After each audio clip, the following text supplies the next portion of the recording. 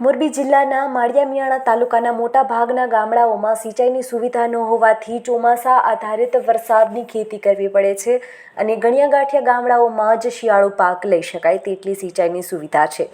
આવા સમયે ગામડાઓની સિંચાઈની સુવિધા મળે તો ખેડૂતો માટે આશીર્વાદરૂપ બની શકે છે, પરંતુ માળિયા મિયાણા તાલુકાના મોટા ભાગના ગામમાં કેનાલની સુવિધા ઉપલબ્ધ કરવી પડકારરૂપ છે। પરંતુ જો આ ગામડાના તળાવ ઊંડા ઉતારવામાં આવે તો ચોમાસાની સાથે શિયાળામાં પણ ઉપયોગી સાબિત થઈ શકે છે। માળિયા મિયાણા તાલુકાનું લક્ષ્મીવાસ ગામ કે જ્યાં 90 વીઘા જમીનમાં તળાવ આવેલું છે, પરંતુ વર્ષોથી તળાવ ઊંડા ઉતારવામાં આવ્યા ન હોવાથી માત્ર 30 વીઘા જેટલા તળાવમાં પાણી એકઠું થઈ શકતું હતું, જેના કારણે માત્ર 1000 હેક્ટર જેટલા ખેતરને પાણી મળી શકતું હતું। પરંતુ આ વર્ષે સિંચાઈ વિભાગના સહયોગથી ગામનું તળાવ ઊંડું ઉતારવાની કામગીરી હાથ ધરવામાં આવી છે। છેલ્લા 2-3 મહિનાથી ચાલેલી આ કામગીરીના કારણે 40% જેટલો પાણીનો સંગ્રહની ક્ષમતા વધી છે। આ ચોમાસામાં જો વરસાદ સારો થશે તો આ તળાવમાં પાણીની સંગ્રહ ક્ષમતા વધી શકે છે। ગામની 2000 થી 3000 વીઘામાં સિંચાઈના પાણીની સુવિધા મળી શકે છે તેવી આશા હાલ વ્યક્ત કરવામાં આવી છે। જૂનું જે તળાવ હતું આ સર્વે નંબર 289 90 વીઘા, પરંતુ આમાં પાણીનો સંગ્રહ થતો માત્ર 30 વીઘામાં।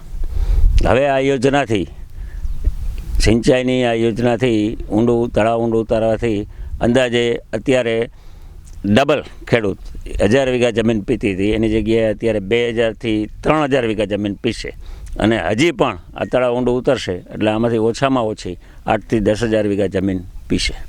ધર્મેન્દ્રભાઈ સરડવા, જ્યારે કુંવરજીભાઈ બાવળિયા સાહેબ કેબિનેટ મિનિસ્ટરમાં પાણી પુરવઠા અને સિંચાઈ વિભાગના ખાતા મળ્યા અને આ ગામની મુલાકાત લીધી, ત્યાર પછી આ કાંઠાના ખેડૂતનું ધ્યાનમાં લઈ અને એને જોયું કે આ તળાવની અંદર નાનકડું તળાવ છે, આની અંદર વીડ હતી, બરાબર। સાહેબે મુલાકાત લીધી અને સાહેબે ખેડૂતના પ્રશ્ન સાંભળી અને સાહેબે આ ખેડૂતને તળાવ ઊંડું કરવાનો લાભ આપ્યો અને છેવાડાના ગામડા લગી, બરાબર, સાહેબે વિચાર્યું કે 50 થી 100 ખેડૂત હદકા પાણી સિંચાઈનું પાઈ શકે એવું સાહેબે વિચાર કરી અને સાહેબે અમારા ગામ ઉપર રેમ કરી અને કામ આપ્યું અમને તાત્કાલિક, અને ખેડૂતને લાભ મળશે ને કે વરસાદના પાણી સિવાય લાભ હતો નહીં।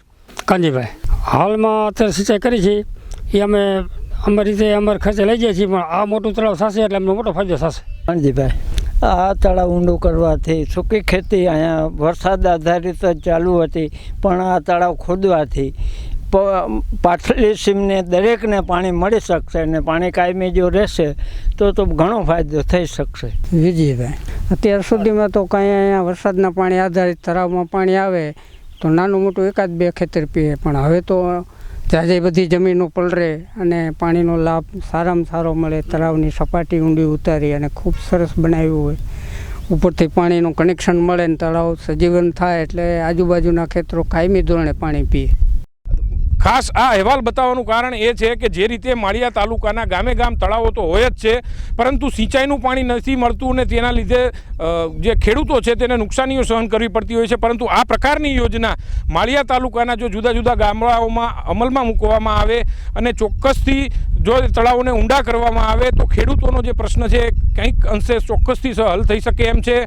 અને જે સિંચાઈનો પ્રશ્ન છે એ સિંચાઈનું પાણી પોતાના જ ગામના તળાવમાં જે જમા થાય આનાથી ખેડૂતોને તો ફાયદો ચોક્કસથી થશે, પરંતુ જે તળ છે જમીનના એમાં પણ પાણીનું સ્તર ઊંચું આવશે અને આમ જે છે એ હળિયાળી ક્રાંતિ કરવાનું જે સપનું જોવામાં આવી રહ્યું છે અને જે રીતે ગ્લોબલ વોર્મિંગ વધી રહ્યું છે, વરસાદની અનિયમિતતાઓ સર્જાઈ રહી છે, ત્યારે ખેડૂતો માટે આવી જે યોજનાઓ છે એ ખૂબ મોટી લાભદાયક સાબિત થઈ શકે એમ છે। લક્ષ્મીવાસ ગામમાં તો હાલમાં આ જે યોજના છે શરૂ થઈ ચૂકી છે અને ખેડૂતોને કદાચ 1-2 વર્ષની અંદર આનો ખૂબ મોટો લાભ પણ મળવાનો છે, પરંતુ માળિયાના અન્ય ગામોમાં પણ તળાવો આ પ્રમાણે ઊંડા કરવામાં આવે અને તેની અંદર સિંચાઈ માટે પાણી એકત્ર થાય એ પ્રકારની વ્યવસ્થાઓ ગોઠવવામાં આવે તો આ એક ખૂબ સારો સિંચાઈનો વિકલ્પ બની શકે એમ છે।